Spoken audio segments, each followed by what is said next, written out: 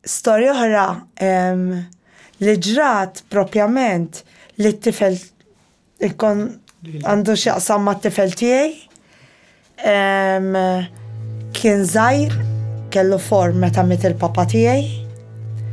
U l-papa tiegħi miet 28 hours għax fawlu l-bladder u ġralu xaddam fil-ġisem. U sadattant insertajna kien ħija mill-Kanada wkoll u l-mara tiegħu ġifieri u konna kollha mdawrin mal-papa tiegħi. In-nisa ta' ħuti u aħna u l-papa sadattant niżel l-oksiġen bil-mod. Deni qawwi u niżel l-oksiġen.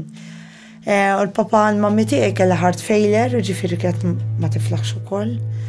U il-papa ħin kollu kien jgħid li l-mami fuq qiegħda, iva kont ngħidlu, fuq qiegħda fis-sodda fuq.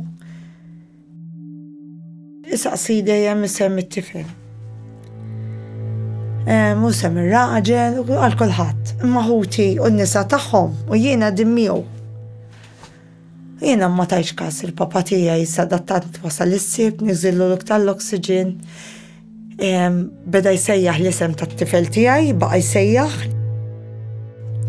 Sadattant ir-raġel ġablu t-tifel, ġab lil x'in daħal mill-bib tal-kamra, il-papa jgħatlu hekk. U l-papa daħal f'koma, ġifieri ma qamx. Tfinniħ Monday fil-ħodu kmieni għax hija sal-10 rrid ikun l-airport biex jitlaq lura l-Kanada. U speċi għaddit hekk, però jiena rrealizzajt f'qalbi ma tal-ħadd laqas ir-raġel ħadd il-papa kien ħobbu tant il-pjon l-araħ miskin ħaddu laqas semmieħ. Hekk biss. Meta tfinna l-papa kien dilluvju, kien Ottubru, kien dilluvju ta' xita.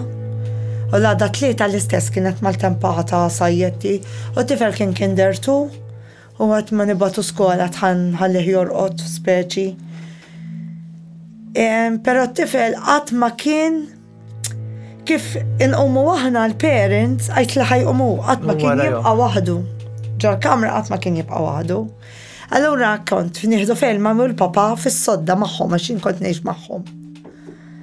U meta miet il-papa ħallejtu mal-mami. Imma l-mami dakinhar l-għada tal-funeral niżlet, ġifieri xi 8 asfel, u tifel baqa' rieqed. U tkomplin? Ħlomt li xi l-10 kwart hekk naraħ nieżel it-tifel it-taraġ jien qedlu kemm inti bravu llum qedlu irqatu għamil slip waħdek qedlu kemm dom triqet illum. Tila ma kontx waħdi, kont ma' nannu. Għalt li x'nannu għat l-nannoninu. Dak il-ħin speċi il-mami. Qed li għax ma qallekx baj. Mar qal il-Jesus kif qallek. Il-nannu ġej li baj tal-aħħar għax malliġ baj lili. Għas jaħlom ta' ġifiri. Jew kif esperienzajta inti, kif taħseb li ħalom. Għax ovvjament il-memorja iż-żmien u mbagħad jistreċċja u hekk. Jiġifieri fajnik hekk f'moħħok. Kif taħseb li ħlomta jew? Naħseb ħlomta. Ħlomta. Naħseb ħolma kienet. Wasalek messaġġ fil-ħolma. Li rajt in-nannu ġej li mbajt għal-aħħar għax kif qalet il-mami malliġ baj lili. U ma kienx jaf it-tifel li jiena mmetlux għax intantu ma semmikx. U t-tifel ta' forma jarġu ta' bl-affarijiet. Mhux hekk. Għaxu qallu, l-nannu qallu jien qed il-Jesus ħammur ngħid baj il-pjon. U wara għallu saħammur, għallu Jesus. Jesus jridni. Astja.